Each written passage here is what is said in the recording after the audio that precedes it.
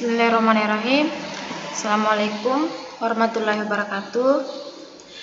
Terima kasih telah memberikan saya kesempatan untuk memperkenalkan diri di video ini. Nah, nama saya Nancy, kelas 4L.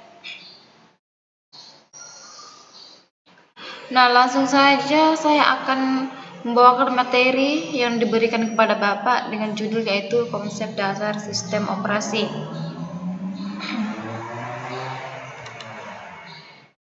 Kedua, sistem operasi.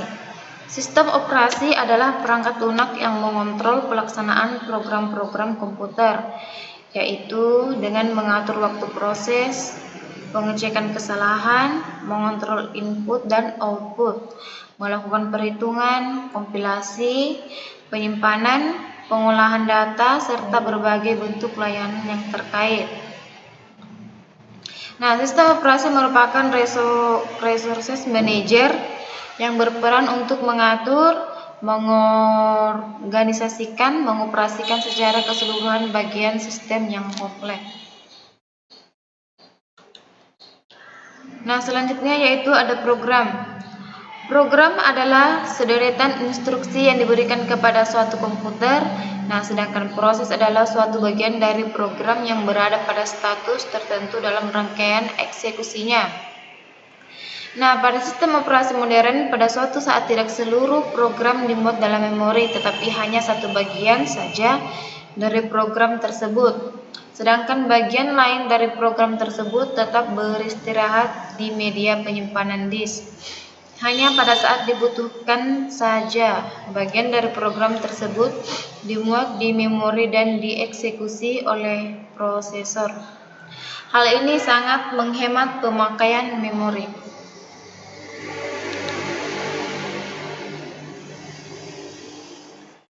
Nah, selanjutnya yaitu ada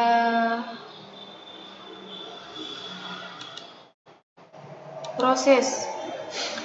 Pada granularity yang sangat kecil, prosesor hanya menjalankan satu proses dalam satu waktu. Kemudian secara cepat ia berpindah menjalankan proses lainnya, dan seterusnya. Sehingga bagi penglihatan dan perasaan pengguna manusia, seakan-akan prosesor menjalankan beberapa proses secara bersamaan. Selanjutnya yaitu ada komponen sistem operasi. Yang pertama, manajemen proses. Proses adalah sebuah program yang sedang dijalankan atau dieksekusi. Sebuah proses membutuhkan beberapa sumber daya untuk menyelesaikan tugasnya. Sumber daya tersebut dapat berupa CPU, time, memori, berkas-berkas, dan perangkat-perangkat atau Nah, yang kedua yaitu ada manajemen memori utama. Memori utama atau lebih dikenal sebagai memori adalah sebuah array yang besar dari word atau byte yang ukurannya mencapai ratusan, ribuan atau bahkan jutaan. Setiap word atau byte mempunyai alamat sendiri. Memori utama berfungsi sebagai tempat penyimpanan instruksi atau data yang akses datanya digunakan oleh CPU dan perangkat input-output.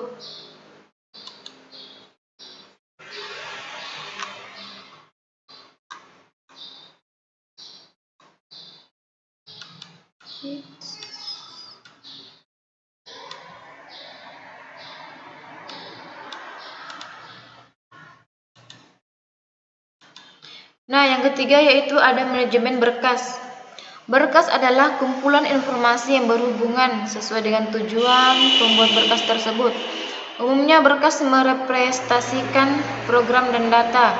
Berkas dapat mempunyai struktur yang bersifat hierarkis, direktori, volume, dan lain-lain.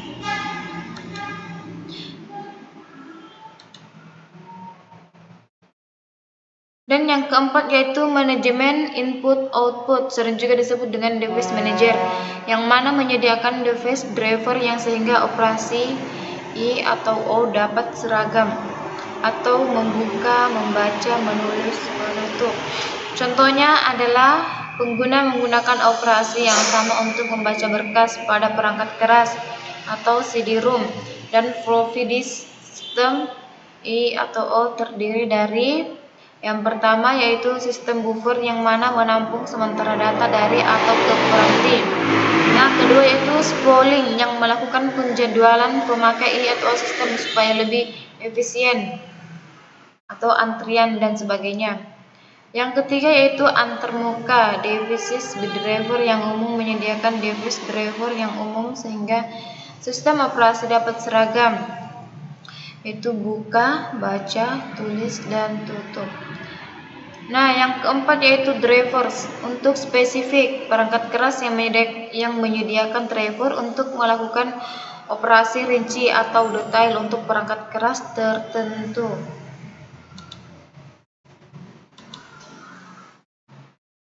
Nah, yang kelima yaitu ada manajemen penyimpanan sekunder.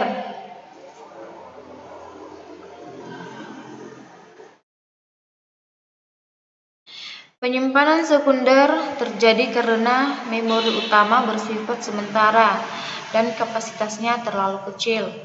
Maka untuk menyimpan semua data dan program secara permanen, sistem komputer harus menyediakan penyimpanan sekunder untuk dijadikan backup memori utama. Contohnya, dari penyimpanan sekunder adalah hard disk, disket, dan lain-lain. Sistem operasi bertanggung jawab dalam aktivitas yang berhubungan dengan manajemen penyimpanan sekunder. Ada 3 yaitu manajemen ruang kosong, dan kedua ada alokasi penyimpanan, dan yang terakhir adalah penjadwalan disk.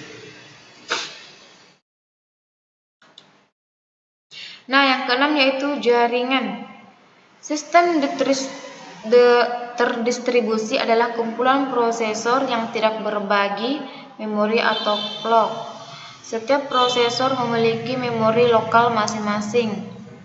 Prosesor-prosesor dalam sistem terhubung dalam jaringan komunikasi. Sistem terdistribusi menyediakan akses pengguna ke bermacam-macam sumber daya.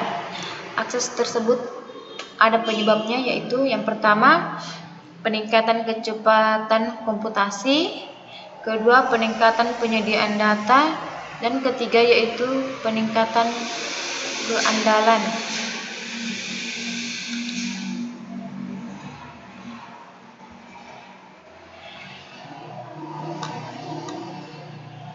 Sistem proteksi.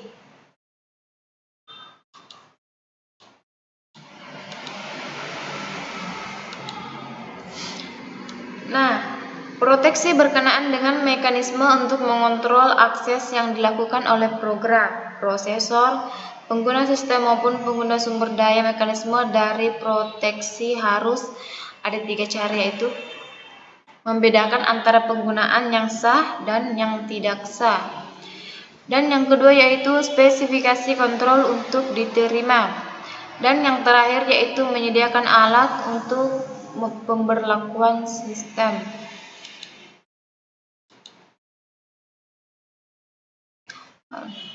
Yang ketiga yaitu command interpreter system. Sistem operasi menunggu instruksi dari pengguna atau command driven. Program yang membaca instruksi dan mengertikan kontrol statement keinginan pengguna umumnya disebut control card interpreter, command line interpreter, Unix shell. Command interpreter sistem sangat bervariasi dari satu sistem operasi ke sistem operasi yang lain dan disesuaikan dengan tujuan dan teknologi peranti yang ada. Contohnya CLI, Windows, Pen-based atau Touch, dan lain-lain. Struktur sistem. Yang pertama, struktur sederhana. Dimulai dengan sistem yang kecil, sederhana, dan terbatas, kemudian berkembang dengan cakupan original. Struktur sistem MS-DOS disusun untuk mendukung fungsi yang banyak pada ruang yang kecil. Struktur sistem Unix terdiri dari 2 bagian yaitu kernel atau antarmuka dan device drivers dan program sistem. Nah, yang kedua yaitu pendekatan terlapis.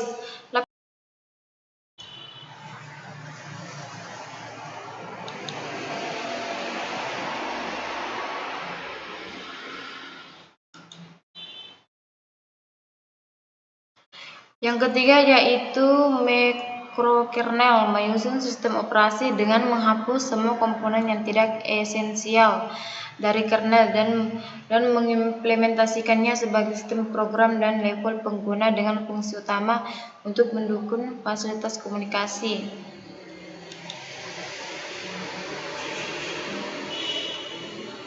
Mesin virtual mengambil pendekatan terlapis sebagai kesimpulan logis.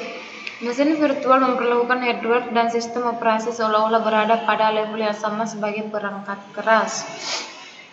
Nah, sumber daya dari komputer fisik dibagi untuk membuat PM. Ada 3 yaitu penjadwalan CPU, spooling dan sistem data, sebuah time sharing, terminal user yang normal.